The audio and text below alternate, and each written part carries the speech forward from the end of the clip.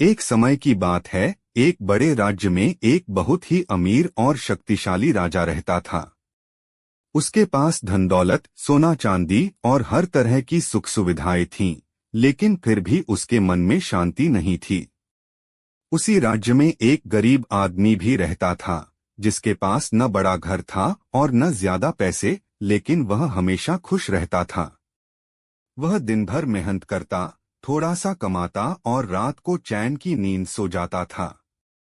एक दिन राजा ने उस गरीब आदमी को देखा और सोचा कि मेरे पास सब कुछ होते हुए भी मैं दुखी हूँ, और यह गरीब इतना खुश कैसे है।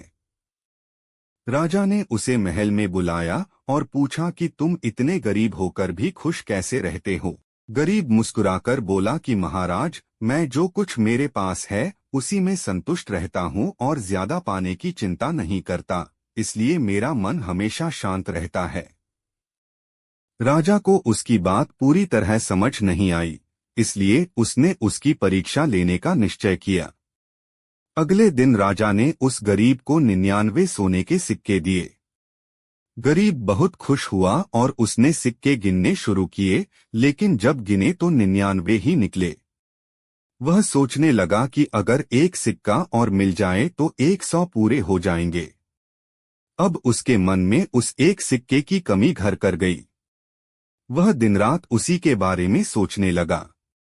पहले जो वह खुश रहता था, अब वह परेशान रहने लगा। उसने ज्यादा मेहनत करनी शुरू कर दी, लेकिन फिर भी उसके मन को शांति नहीं मिली।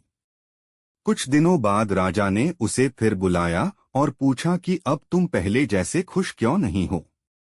गरीब उदास होकर बोला कि महाराज, अब मुझे 100 सिक्के पूरे करने की चिंता सताती रहती है।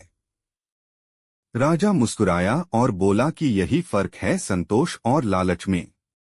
पहले तुम संतुष्ट थे, इसलिए खुश थे, लेकिन अब तुम्हें ज्यादा चाहिए, इसलिए तुम दुखी हो। सीख, संतोष ही सबसे बड़ा धन है और लालच इंसान की खुशी छीन लेता है। कहानी अच्छी लगी हो तो भार्गव ऑफिशियल चैनल को सब्सक्राइब करें और लाइक करें।